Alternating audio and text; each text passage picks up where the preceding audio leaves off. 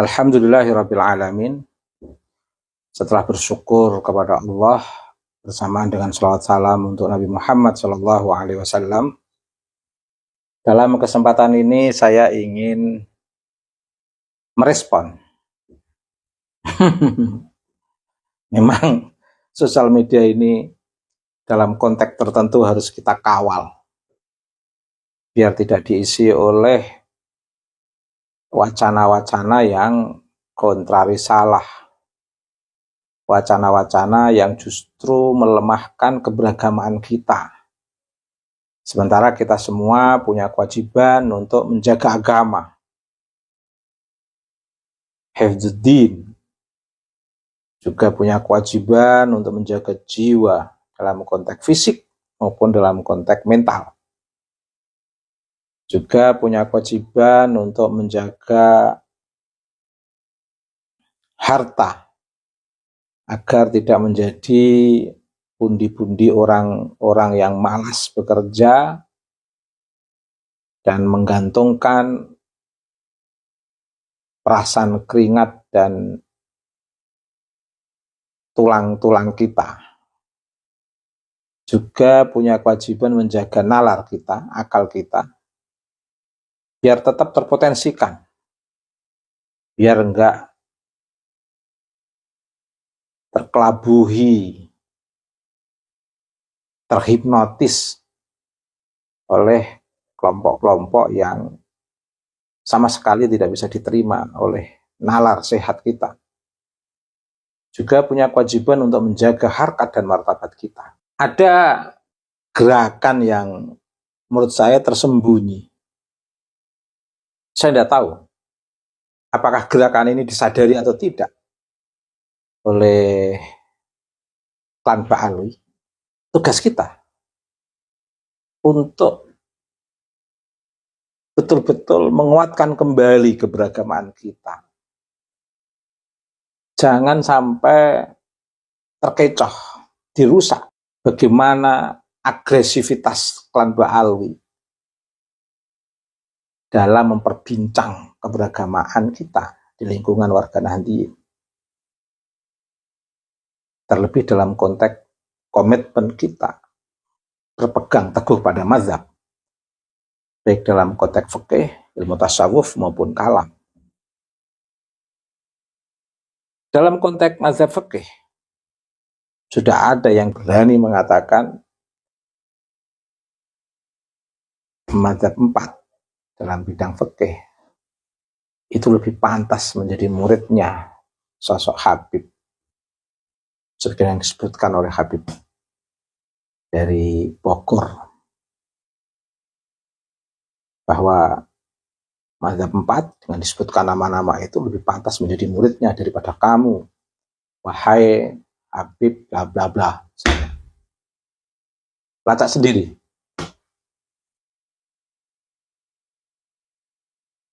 Seorang Habib dengan merendahkan mujtahid mutlak lebih pantas sebagai muridnya. Itu mudah, itu dilacak di sosial media. Ini tentu merendahkan mazhab kita dalam bidang fikih. Dan banyak kisah-kisah yang berseliweran, pandangan-pandangan yang berseliweran, yang sudah melepas perspektif Al-Ghazali, perspektif Abu Hasan Al-Asy'ari, dan melepas perspektif Imam Syafi'i atau mazhab fikih yang lainnya. Dalam kesempatan lain, sosok Habib yang berbeda dengan yang saya sebutkan ini tadi nggak saya sebutkan nama-namanya karena sudah viral. Nah, ini mau saya sebutkan namanya karena ini baru bagi saya untuk merespon, yaitu Habib yang berinisial dalam channel YouTube-nya Habib Qrebu. Di situ juga tertulis Zen, apakah itu nama atau ornamen saya tidak tahu. Tapi dalam channel itu tertulis Habib Qrebu. Dia seolah-olah ingin meruntuhkan mazhab fikih. Tentu pernyataan beliau yang mengatakan bahwa pandangan ulama dalam bidang fikih yang menjadi mazhab bagi umat Islam min madzahibil arba'ah itu tidak mutlak. Ini tidak salah. Kita pun tidak pernah mengatakan ini adalah kebenaran mutlak. Semua yang bersumber dari mazhab 4 kita pun tidak pernah mengatakan sebagai sebuah kebenaran mutlak. Kita meyakini kebenaran mutlak Allah Al-Wahid, Al-Ahad, As-Somad, Alladzi lam yalid wa lam yulad wa lam yakul lahu kufuwan ahad. Allah wahdah, qudratuhu wa iradatuhu. Kita percaya itu. Tapi yang tidak enak, kemudian seolah-olah di situ ingin meruntuhkan pandangan atau cara pandang warga Nahdliyin, umat Islam lah katakan begitu, yang bermadhab. Simpulan dari Habib Qribo ini kan bisa disimpulkan seolah-olah dia itu kalau saya simpulkan itu ingin mengeluarkan satu pertanyaan mendasar yang sekaligus merendahkan umat Islam yang bermadhab. Mengapa harus bermadhab? Toh kebenarannya tidak kebenaran mutlak. Sementara sekarang ini seolah-olah yang dia katakan sudah tidak perlu bermadzhab lagi karena melihat perkembangan ilmu pengetahuan yang begitu dahsyat. Pertanyaan saya, mengapa perkembangan ilmu pengetahuan yang luar biasa ini tidak Anda jadikan sebagai satu prinsip untuk mengkritik nasab Anda di Pak Alwi? Mengapa perkembangan ilmu pengetahuan ini Anda bandingkan seolah-olah bermadzhab itu tidak berarti, sampai menggambarkan mereka yang bermadzhab Syafi'i apa kalau ada masalah akan mendatangi kuburan Imam Syafi'i. Oh, ini kan merendahkan umat yang bermadzhab. Saya bermadzhab. Saya yakin Habib Qribo tidak memahami filosofi bermadzhab. Sehingga pernyataannya nanti saya setel nanti merendahkan mereka yang bermadzhab. Saya yakin tidak memahami filosofi bermadzhab. Bermadzhab itu bukan berarti menutup nalar pikiran kita. Bermadzhab itu bagaimana kita bisa lebih mudah memahami teks kewahyuan dan teks kenabian melalui perspektif keberlangsungan sanad keilmuan dari Nabi ke sahabat, ke tabi'in, ulama, sampai ulama mazhab dalam bidang fikih. Di situ terakumulasi, terdokumentasi, terkodifikasi seluruh rangkaian pemikiran yang berlangsung itu sesuai dengan masing-masing kodifikasi atau dokumentasi dalam perspektif masing-masing di antara mazhab 4. Dalam konteks saya mengikuti mazhab Syafi'i. Untuk apa? Untuk menjaga keberlangsungan keilmuan. Sehingga Imam Syafi'i ke atas sampai kepada Nabi terdokumentasi dengan penguatan-penguatan perspektif Imam Syafi'i yang akan berlangsung secara berkelanjutan generasi-generasi pasca atau setelah Imam Syafi'i sampai kepada kita semua, sampai kepada saya. Ini kan mempermudah secara normatif untuk mendapatkan ajaran-ajaran kenabian atau kewahyuan. Selain adanya dokumentasi norma-norma yang lebih memudahkan kita untuk mempelajari apa yang diajarkan oleh masing-masing mazhab, dan dikuatkan dengan perspektif-perspektif mazhab yang akan membantu kita. Sekaligus sebagai pembanding cara berpikir kita memahami bidang fikih dari teks kewahyuan maupun teks kenabian dengan melihat perspektif mazhab 4 dalam konteks Imam Syafi'i. Bagaimana cara Imam Syafi'i memahami teks kewahyuan? Bagaimana cara Imam Syafi'i memahami teks kenabian? Kita jadi belajar cara Imam Syafi'i memahami teks kewahyuan dan teks kenabian. Sehingga kita juga bisa belajar dari cara Imam Syafi'i memahami teks kewahyuan dan kenabian itu. Selain ada informasi yang bersifat normatif, untuk secara berkelanjutan bisa kita amalkan dalam konteks keberagaman kita sekarang ini. Sehingga kita bermazhab itu tidak hanya mengikuti secara normatif, tapi kita juga mengikuti kerangka berpikir, cara berpikir dalam bidang fikih. Sebagaimana yang telah mereka kerjakan secara serius dengan penuh tanggung jawab.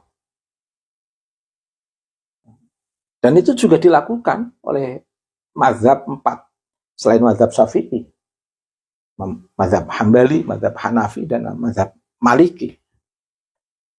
Jadi kita sendiri taklid kepada mazhab dalam konteks Imam Syafi'i. Tetapi bukan berarti mematikan berpikir, mematikan pemikiran. Nah, taklid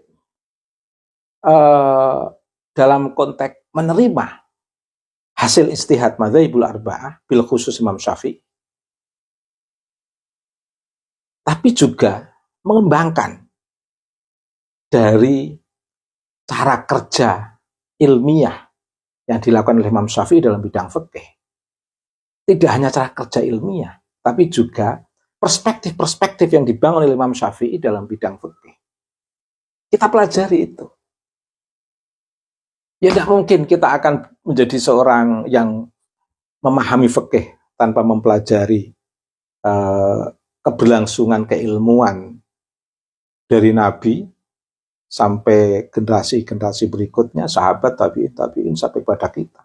Tanpa kita mempelajari keberlangsungan cara kerja ilmiah memahami teks kewahyuan dan teks kenabian, mengambil prinsip normatif dan juga memunculkan perspektif pemikiran yang ilmiah, tidak mungkin bisa kita lakukan tanpa belajar.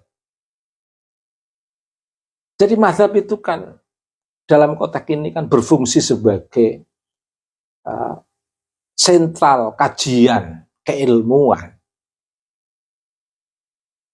yang berlangsung dan memiliki keberlangsungan dalam konteks keberagamaan. Jadi Habib Krebo ini memahami bermazhab umat Islam kepada madzhabul arba'ah bil khusus Imam Syafi'i itu terlalu rumit, merumitkan diri seolah-olah memang sudah tidak berarti bermazhab itu. Kalau sudah anti mazhab, bagaimana mungkin kita akan bisa memahami teks kewahyuan dan kenabian secara langsung tanpa melewati proses keberlangsungan keilmuan, melewati dari tiap waktu, tiap zaman, dari pemikiran-pemikiran para ulama. Jangan-jangan Habib Krebo ini asal ngomong ini. Ini atas dasar atau karena punya misi yang tersembunyi dengan bagi kerja antara kelompok-kelompok klan Ba'alawi. Saya lihat yang bagian podium dakwah di mimbar-mimbar dakwah juga mulai mengkritisi mazhab 4, bahkan berani memunculkan mujtahid mutlaknya dan memasukkan cerita-cerita yang di luar apa yang kita pelajari di pesantren. Ada juga yang sosok Habib Ribo ini sudah berani mengkritik. Bahkan kalau saya memahami pernyataan-pernyataan di video ini, seolah-olah ingin menggempur, ingin meruntuhkan bangunan mazhab 4, bangunan keilmuan mazhab 4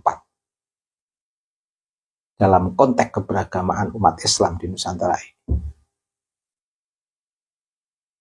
Saya yakin Ibu nggak paham maksudnya bermazhab itu apa.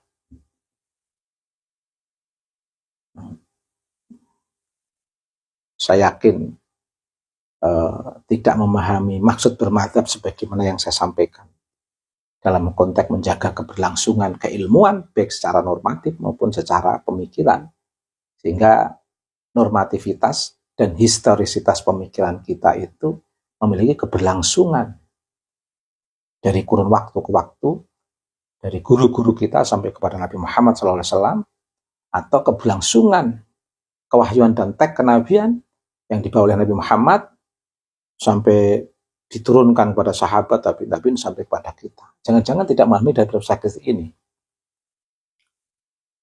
Atau saya nggak tahu, apakah ini bagian daripada pendidikan klan Pak Alwi yang akhir-akhir ini banyak yang aneh-aneh di sosial media, di mimbar-mimbar podium. Nah, kalau ini nggak kita respon, kalau ini nggak kita kawal, bisa rusak pemahaman keberagamaan kita, warga Nahdliyin. Coba kita dengarkan. Di sini seharusnya orang itu tidak boleh menyandarkan suatu hukum kepada orang yang sudah meninggal. Kalau ada sesuatu hal yang baru sebagai pengikut Syafi'i, Anda menanya ke kuburan, kan nggak mungkin. Ngecek. Pak Alwi ngecek ini. Belum tentu sempurna. Allah. Dia menyimpulkan suatu hukum pada saat kondisi pada masa saat itu. Sementara ini teknologi, kemampuan manusia ini, akal pemikiran, dan dunia ini kan berubah. Banyak peradaban. Di sinilah akhirnya apa? Terjadi konflik. Padahal kalau Anda mau lihat sejarahnya itu, para imam itu saling gontok-gontokan di antara pengikutnya. Dan yang saya bingung sekarang ini apa? Orang kok seperti memutrakan ikut Syafi'i. Enggak. Bagaimana kalau besok ada sesuatu hal yang baru? Contoh misalkan bayi tabung. Kan dulu belum ada itu bayi tabung. Anda mau ikut Syafi'i, Anda cari di bukunya nggak ada. Ubah kelamin nggak ada. Sesuatu yang nggak ada pada Imam Syafi'i itu sesat enggak. Kan bisa dikembangkan. Begitu berarti Islamnya mundur. Berarti Anda memutlakan untuk 4 madhab itu. Enggak memutlakan kita. Kenapa 4 madhab itu nggak bisa disatukan? Karena masing-masing punya perbedaan yang ekstrim. Kalau misalkan bisa punya kesamaan semua, berarti nggak perlu ada 4, cukup 1 digabung. Nah, inilah namanya fikih. Jadi seharusnya kita ini kalau mau hidup, menyandarkan suatu hukum kepada ahlinya, Habib Ribo. Bisa dijadikan tuh fatwanya, pandangannya 4 madhab. Ini klan Pak Alwi ini. Dijadikan satu wacana boleh, tapi memutlakan tidak boleh. Klan Pak Alwi ini. Kalau ada memutlakan, banyak hal yang terjadi sekarang itu yang tidak tersentuh oleh 4 madhab itu. Dan lagi pula mereka itu tidak pernah memaksakan penyempurnaan dirinya. Yang saya bingung sekarang ini ribut di antara umat Islam hanya perbedaan fikih. Yang ribut tapi Ribo bukan. Yang satu katanya maulud nggak boleh, apa kek, yang satu wayang kek. Harus kita nyandarkan pada yang hidup. Hukum dia nggak memahami dari perspektif dialektika keilmuan. Tapi dia boleh mengatasnamakan Syafi'i. Dia harus bisa mengambil hikmah dari semua orang fatwa. Tapi tidak memutrakan untuk disimpulkan yang sekarang ini. Oh, ini ada hal yang baru. Ini gimana sih? Nah, ini. Jadi memutlakan itu nggak boleh. Jadi ada orang ngomong, oh, kita nggak pernah memutlakan mazhab. Nggak boleh. Anda nggak bisa ikut Syafi'i. Kita tidak pernah memutlakan. Anda ikutin. Emang Anda sudah tahu semuanya. Oh, kitabnya ada. Iya, kitabnya pada masa saat itu. Karena perkembangan itu akan terjadi. Ada Ribo tidak memahami filosofi bermadzhab. MUI saya perhatikan tetap masih menyandarkan, mengklaim saya Imam Syafi'i. Loh, itu sudah lucu. Enggak lucu. Saya ikut Imam Syafi'i. Oh, ini orang lain di zamannya kapan? Saya Ubaidillah Ahmad Tamam ikut Imam Syafi'i. Anda mengetok kuburannya, tok. Ngecek ini. Harus menanya kepada ahli fikih apa? Ngecek. Yang punya kemampuan berpikir, bisa menyimpulkan suatu hukum Ngecek. yang sesuai dengan kondisi saat ini. Karena saat ini bukan mewakili kesempurnaan mutlak. Ngecek. Kembali siap. Ngecek. Jadi intinya Habib Kribo ini tidak memahami filosofi bermadzhab. Filosofi bermadzhab itu tidak seperti yang dikatakan Habib Kribo. Nah, filosofi bermadzhab itu menjaga keberlangsungan ilmu keislaman, baik secara normatif maupun secara historis. Sehingga ketika kita ingin mengembangkan lebih lanjut di luar teks mazhab, itu akan memudahkan kita untuk bekerja secara ilmiah. Tapi coba kalau kita tidak melewati keberlangsungan ilmu keislaman melalui proses bermadzhab ini, kita akan kesulitan bagaimana mengkaji teks normatif dan teks historis dalam konteks bidang fikih. Akan kesulitan. Tapi kalau dengan adanya mazhab ini akan memudahkan kita untuk menjaga keberlangsungan teks normatif maupun historis dalam konteks ilmu keislaman bidang fikih sampai pada pengembangan berikutnya yang memungkinkan akan kita lakukan itu. Nah, jadi apa yang dikatakan oleh Habib Kribo tadi menunjukkan kalau dia itu tidak paham filosofi bermadzhab. Banyak orang-orang bermadzhab cerdas, berilmu tinggi. Tidak ecek-ecek asal komentar. Habib Kribo. Baik, terima kasih. Subhanakallahumma wa bihamdika mil al-mizan wa muntahal ilmi wa mablaghar ridha wa zinatal arsy. Asyhadu an la ilaha illa anta astaghfiruka wa atubu ilaika. Wassallallahu ala sayyidina Muhammadin wa ala alihi wa sahbihi wa baraka wa sallama walhamdulillahi rabbil alamin.